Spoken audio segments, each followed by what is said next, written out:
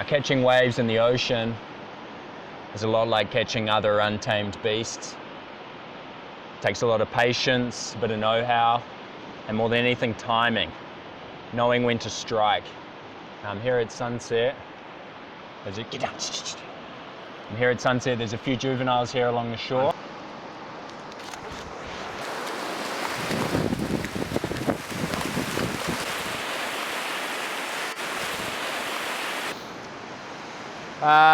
So it wasn't very successful on this occasion. Maybe it just wasn't the evening for me. Maybe the lesson to learn there is that we can't catch every wave. I did manage to bring home something, different type of wave. You're right. Wasn't really the wave I was looking for, but I might put it in the fridge and do something with it later.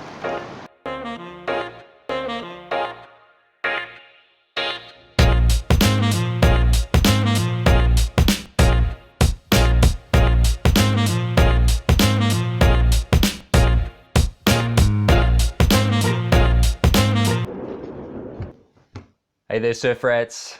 Tom here, and today we're talking about catching waves and doing that without being a dick. Some people have the strategy of going out, putting up the blinkers, not talking to anyone, putting on the angry face, and basically stealing waves off everyone else. Now, this is one way of doing it. It's not a very nice way of doing it, and it tends to bring the whole mood of the session down for everyone.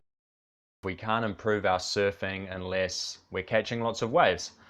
So how do we do that? The first and most simple thing that you can do to catch more waves is to get away from the crowd. Going for a quick walk over the hill, around the headland, it's putting in a little bit of extra effort. The other day, a friend and I just paddled. We had to paddle for quite a long way, but it meant waves like this, so it was worth it. But what if we can't do that? Surfing's popular, and you'll find that in a lot of sessions you have no choice but to surf with a lot of other people. But what you might notice is that even on a very crowded day, there'll be waves that go unridden. Now, what does that mean? That means something has happened, something has gone wrong along the way for that wave to come in without anyone riding it. What we have to do is we have to take advantage of the silly mistakes that other people make.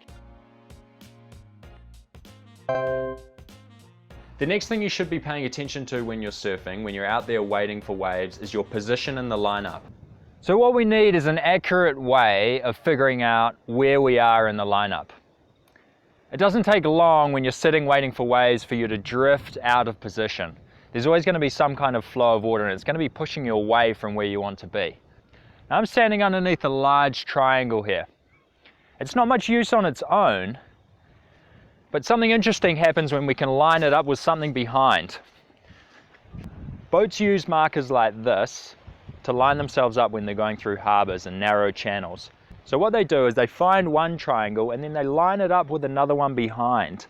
They'll move until these two triangles are in line, something like this. They're going to have a straight line pointing out to sea. Now, this is a very accurate way of determining your position, but we don't have the luxury of these triangles when we're surfing, so you're going to have to find a tree, a house, Farmer Brown's chimney, whatever it is, but take something close to the beach and then something far behind, as far as you can, something that's obvious. You can use the tops of a mountain, trees, we can use houses, we can use chimneys, something that you can remember easily. That's what's going to really help you line yourself up when you're surfing.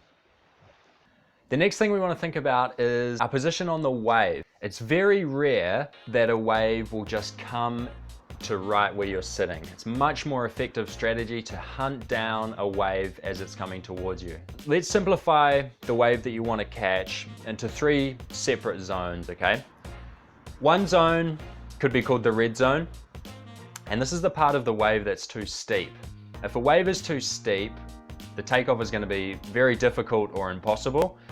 The wave picks up the board from behind, and it's very difficult to stand up on a board that is tilting down so much, and you're just going to punch into the flat water at the bottom of the wave.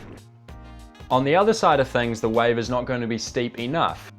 Let's call that the flat zone. It doesn't matter if you're the best paddler in the world, if the wave is not steep enough, you won't catch it. So we're looking for something in between. We're looking for that Goldilocks zone where the wave is not too steep and not too flat. Now don't forget that as a wave comes towards you, it's going to shift and change and warp, and those zones are going to get bigger or smaller or disappear depending on where you're surfing. So you really need to be paying attention to the wave, looking at the wave pretty much the whole time until the wave is right underneath you. If you watch a good surfer catching lots of waves, they'll be looking over their shoulder but paddling in a different direction. So they're looking at the wave and moving themselves in relation to what the wave is doing. As it moves towards them, they're also moving and snaking through the water so that they put themselves in the perfect position so that when the wave comes underneath them, they can catch the wave nice and early, just with a few strong paddles. Catching the wave as early as possible is going to solve a lot of your problems if you're finding catching waves or the takeoff difficult. You've got more time to react and more time to make your bottom turn or your first turn. So keep your eyes on the wave. It's a common mistake that people will just start looking towards the beach and kind of wait to see what happens, and then boom, all of a sudden a wave is landing on top of them or the wave is too steep. You've got no chance of getting this right if you're just guessing. Start building up that experience in your mind of what you're looking for. So you spot your wave. You might have 12 or 15 seconds to get yourself in the right place, and this is what that looks like.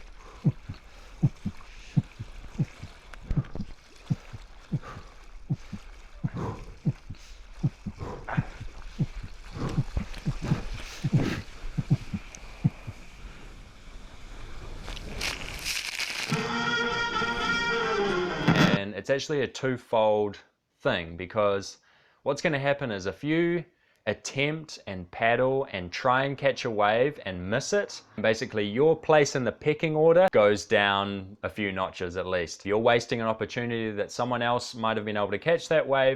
It's unlikely that they're going to give you that opportunity again. So when it comes to catching waves, we're all like seagulls trying to get a chip. You can go out there and squawk at everybody else and steal waves off everyone. But I think it's a better strategy to be a bit more sneaky, lining yourself up better, being aware of your surroundings, really paying attention to what the wave is doing, and you'll catch a lot of those waves that other people weren't catching. So that's it for today. Keep having fun, guys. I hope this helps you catch a few more waves. Share the waves around, hoot a stranger, and keep surfing.